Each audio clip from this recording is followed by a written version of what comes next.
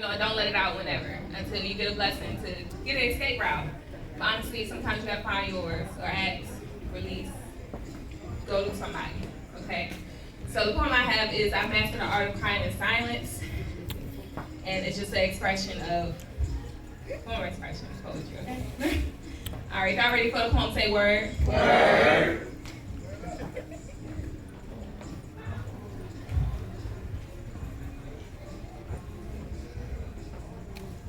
I master the art of crying in silence.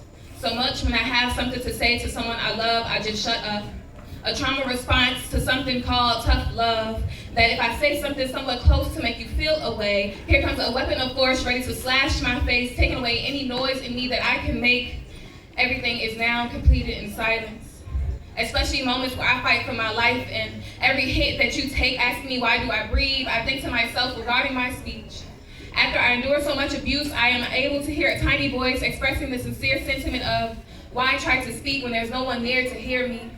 The ones that are drown out my screams indefinitely, telling themselves it's just another day with a crazy family, when in all actuality it may have been the last time. Unable to see any light in the darkness through my swollen eyes, why scream for the people who knew what happened to me? Just to ignore or throw it back on me, like remember that time he made you get down and do push-ups in a crowded restaurant, which was only to hide from the fact we just came from the back of him punching me in my chest, all for only being a child. Playing with my cousins I only see in a while due to the bruises that affect my smile.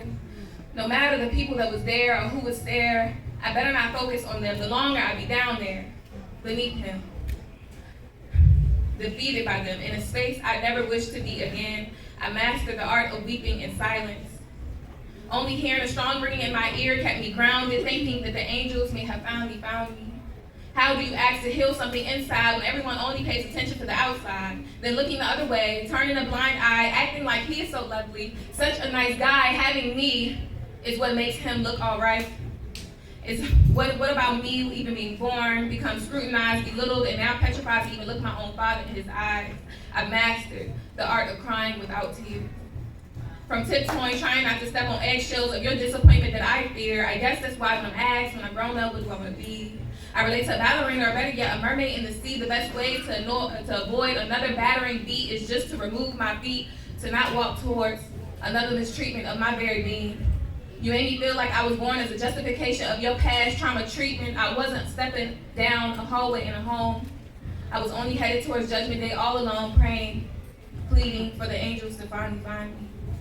Before I have to return to faking the pain towards anyone around me that makes me feel an ounce of being alive, imploring to not send me back to next weekend turns immediately to me ready to apologize. I'm sorry. Never mind, I reflected. I know I'm a lot, so I'll just go deal with it. I've now mastered the art of no longer being silent. I just became obedient with violence.